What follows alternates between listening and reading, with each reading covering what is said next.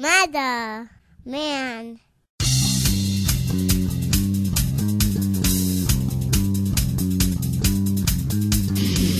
Spreading faster than a case of the clap in a trailer court. Able to shatter eardrums within a 666-mile radius. A podcast more brutal than all the rest. It's Murder Metal Mayhem!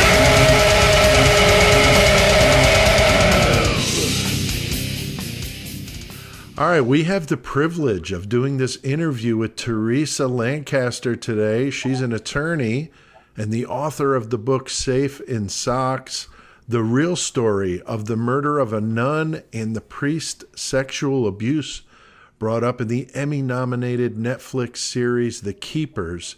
It's really a pleasure to talk to you. That Netflix series was probably my anointment into the true crime docuseries, but it's a sad story, but very, very compelling, and I'm glad that you're able to come on with me and talk about this.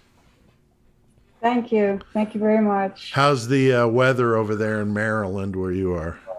It's a little bit chilly. Yeah. We had a good clear day. Yeah, same here in Illinois. You could definitely tell it's fall out, that's for sure. Yes. All right. Well, some of our listeners may not have seen The Keepers, and so I thought maybe if you could give us kind of a little overview of that and your involvement in it, because you're in there quite a bit. Yeah. The Keepers is a 7-part docuseries that explores the mysterious murder of Sister Catherine Sesnick and Joyce Malachy. Sister Sesnick was an English teacher at Keough when I attended there, and she was loved by all the students. And she actually found out through one of the students that Father Maskell, the counselor at Keough, was sexually abusing her. And when Sister Kathy found out, she told that student that she was going to get to the bottom of it. And then the next thing we knew, she was dead. She was missing for a while, and then they found her in a wooded area. So it talks about that. And my involvement was, I was contacted by the two ladies that started an investigation into the death of Sister Kathy, Gemma Hodgkins and Abby Fitzgerald. And they were on Facebook, and they were determined to get Father Maskell. And I started to talk to them, and I agreed, to talk. And as we proceeded in uncovering more information, the makers of The Keepers approached me and asked me if I would mind answering questions on camera for a documentary. And I really didn't know what I was getting into at first. I didn't mind talking about what happened, and Right. It turned into like years, 3-4 years. They would Really? filming for The Keepers and talk about different things that happened, and they put it together with all the other involved, and did a remarkable job, I think. Yeah, they really did. I'll tell you, though, I would not want Gemma mad or looking for me, because she was just determined. I mean, what a personality. I just showed in the series how passionate she was. And Abby was too, but Gemma definitely really, really tough. Yeah. So Abby's a great researcher, and they call Gemma the Nancy Drew of the... But she's very active still, and with podcasts and other things that she's still trying to get to the bottom of it. That's great. That's good. I did read something about her involvement with some podcasts. Now, this subject is absolutely terrible, and of course, you and the other ladies that come forward were incredibly brave to do it. I'm sure that there were some that maybe were not wanting to be involved for a variety of reasons. Was that an issue with some of the ladies? Yeah, there was several victims. that came to me, and we talked about things, and some of them worried about their family. There's a lot Right. of issues with families just can't cope with you coming forward. And honestly, if my mom was still alive, I don't think I would have come forward. Yeah, I It's think I read something where you said yeah, you didn't even come forward until she had passed because you didn't right. knew how her faith would really be. I'm sure would be a trouble to Yeah, hear something like that. yeah. And so there were a number of women that did not come forward. Okay. Yeah, I figured there would have had to have been. Now, Yeah. I think what makes this case different is, and I fell prey to this as well, but most people assume that the priest sexual abuse cases would involve boys, but as your story shows, it happened to a lot of young girls too. And what are your thoughts on that? Talked to several people, and researchers have found that many people thought it was mostly boys because that's what you saw in the headlines, the altar. Right? But the priest had more access to the boys. That was the consensus among the researchers. As Okay. yeah, Yeah. but pedophile, they typically go for either sex, I believe, as long as it's a child, And Wow. I'd like to take the opportunity to say it's not a homosexuality problem. A homosexual does not prey on young children. It's definitely a sick mind of a pedophile that does this. Yeah, that's a good point to bring up because I think sometimes people have that false notion that that's what's going on there. Mhm. Now, in line with that, was there a lot of negative backlash that you guys found, whether it be in the church community or your local community there where the school is or was?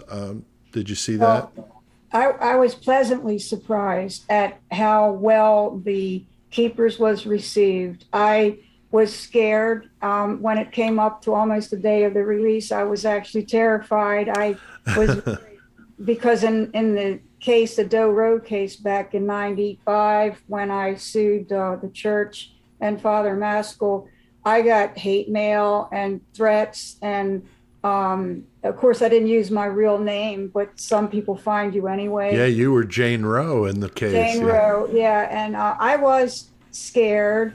But when it happened, I just got hundreds of messages thanking me and people coming forward and telling their stories. And I do think the Me Too movement helped out as well.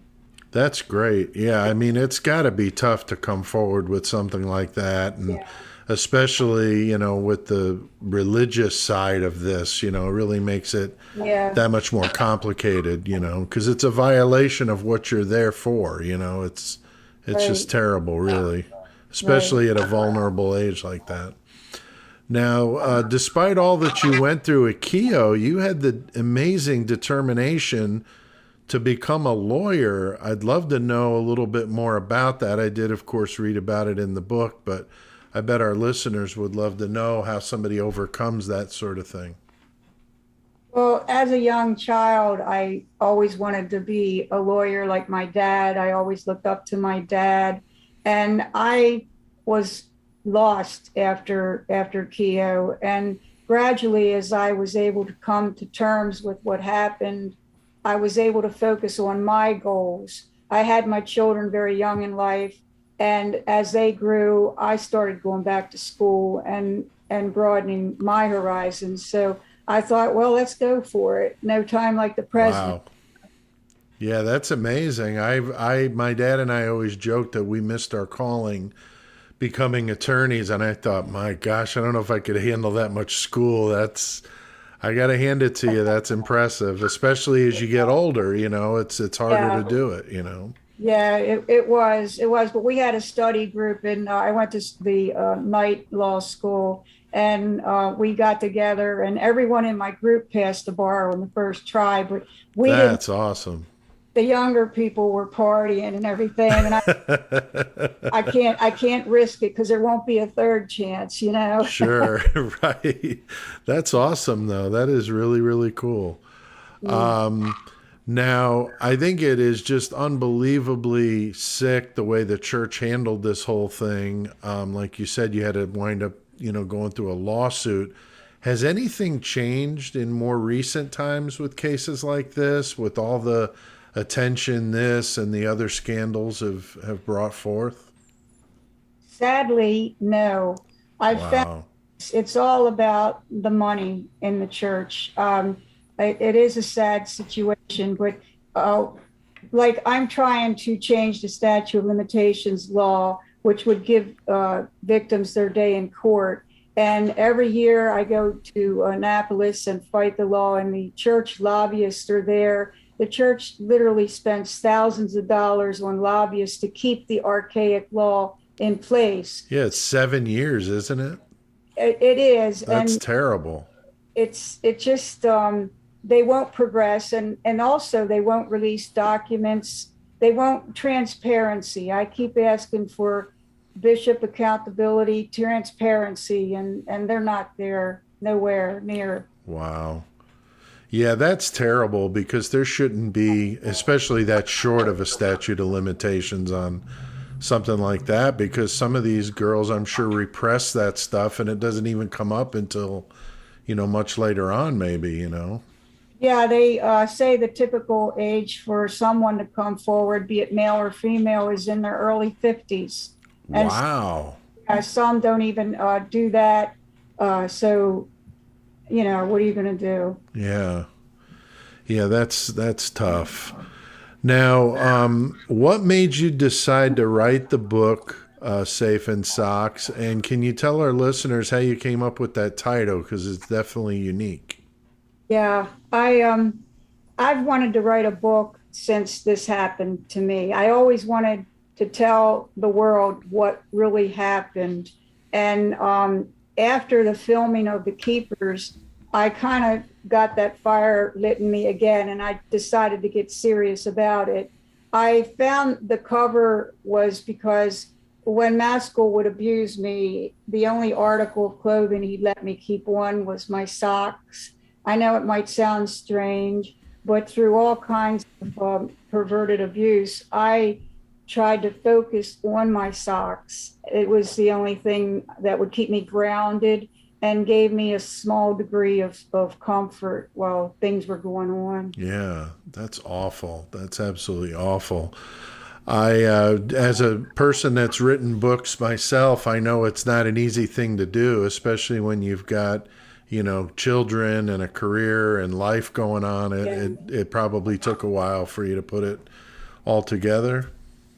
Yeah, it did. It did. I started years ago with what they call shoebox notes, where I'd have shoe boxes and different things in each box. And in my case, I even had letters from Father Maskell to the doctors where he would send me to, and them discussing my health. It was just outrageous. So I wanted to include a lot in the book, but I didn't want the book, to be, real long and dragged out. No, I thought it was well done. And I did see today, I think it was on Facebook, that Jane Doe has a book coming out. So Yes, she does. She and I'm just so happy for her. yeah. I think is going to be like a self-help type of thing where she shares how she got through her ordeal. I think all survivors approach it differently. Oh, I'm sure. I'm sure it's a personal situation, and I'm glad, yeah, that she was able to put it all down, and probably will feel better having gotten that word out there. Now, I advanced ordered your book as soon as I saw that you were doing it. It's very, very well done. I did like, how you added, the pictures of you as a little kid and some of that stuff. I think makes it more personal, makes it obviously personal to you as compared to what you see on The Keepers. Right, right. Now, what do you think You know, I mean, when I hear these kind of stories about somebody like Father Maskell and the others that were involved too, because it wasn't just him, that they moved these guys around to different churches, and they never actually see any sort of punishment. And I know you said with the lawsuits and stuff, it's still the same with the church, but has it gotten any better with the way they take care of these priests that do this sort of thing? Not really. Nothing's really changed. The Archdiocese of Baltimore has a list of credibly accused priests that they agree have been credibly accused. It's 149 names, and only a handful of them were ever criminally charged. And I just was reading earlier today about a defrocked pedophile priest, Daniel McCormick. He was released from state custody in Chicago last month. He was accused of molesting at least 25 boys. Oh my gosh. 3 years in prison, and the rest of the time in a state-run mental facility, and they let him out last month. And wow. I mean, the church just doesn't take accountability. Now, there's a site called the Bishop Accountability site online, lists pedophile priests, and it's amazing. You can go there and see the numbers of these abusers, and oftentimes they're defrocked by the church, but that doesn't get rid of them. They end up moving into communities. They're not on a sex offenders list. Wow. And they could be living next to your family with children, and the church doesn't take responsibility at all. And is it just a money thing that they don't want that liability and those lawsuits? Is that part of it, and maybe the stigma of it all? I think it is the money thing personally. I've talked to a lot of people, and they say that they want to help the survivors, but they don't. It's just a sleight of hand, really. Wow. Yeah, that's unbelievable. I mean, that when I watched The Keepers, I wanted to jump through the screen, you know. I mean, I was so angry. Yeah. And I kept watching it and hoping that maybe against hope that he would actually, pay for what he did. And he winds up, he died in like a nursing home, right? In an older age.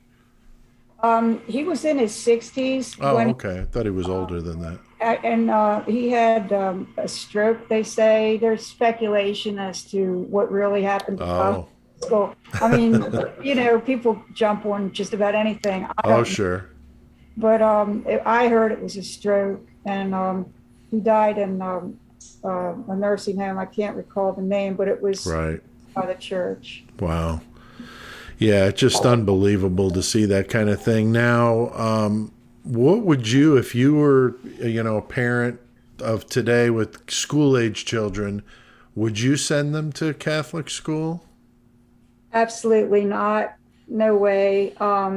Because it hasn't changed. I mean, you can't watch them 24/7. And I have worked with grown men who were raped as altar boys in the sacristy. And they find a way. And then today with phones, the pictures you can send, and I just would be afraid. I don't trust them at all. Yeah, my dad went to Catholic high school in New York City, and he always talked about the abuse, physical, like punching abuse from the brothers and the monks, that he refused to send me or my sister to Catholic school because of that, because his terrible experience, not in a sexual way, but in physical beatings. I mean, really brutal stuff. Talked about how they sat the kids in order of their class rank. So if you were the kid in the last seat, I mean, talk about feeling awful, So oh God, they did that kind of thing. He said, just really, really awful. So, and then yours takes it obviously to a level way beyond that. But that's how my parents were about the whole topic. How can listeners get a copy of your book? I'm going to link to this in the episode description if anybody's listening. But how do they do it? Amazon is how I got mine. Yeah, it's Amazon's handling everything for me. It's Okay. there in print and also Kindle Oh, now. great. Get it on Kindle. But yeah, that's where you would go. I do have a public Facebook page called Safe in Socks, and that has links to the book too. Okay, I'll make sure I link to that in the episode description. My last book, I just did an audio book of it, and Oh, it's a wow. tough haul. I mean, I wondered if you had the patience to sit there and do it because it was trying, but I got it done. But it was very difficult to meet the rigorous demands that Audible and some of those websites have. But they claim that half of people that consume books do it by audio. So I thought, wow, I'm like alienating half my audience by not having Yes. it. I am So I I am did going it. to do that. I do want to do that. I have been taking a little bit of a breather because I do hear how much of it's a big job. Yeah, It's a well, big you let me know. Honestly, if yeah. you're going to do it, I'd be happy to point you in some, maybe save you some of the grief that I went through. Oh yeah, yeah, Because it sure. took a while, but the book is a short story collection. It's like 10 and a half hours long on Audible, Oh but the wow. recording of it, takes a lot A lot more. longer than that. Every Yeah, little mistake, you got to fix it, and it can be right. tough. So dealing Yeah. with noises in the background and Mhm. a car driving by real loud, those That things are can hard ruin to it. they're hard to Yeah, work around sometimes. yeah. So I can relate. But yeah, you let me know if you're going to do anything like that. Now, Teresa, thank you very much for taking the time to chat with me here on Murder Metal Mayhem. It was great to talk. And is there anything else that I didn't bring up that you wanted to point out? I know you are an advocate for those, out there with dealing with sexual abuse and things like that. Is there any website or anything you wanted to mention other than the ones you've already told us about?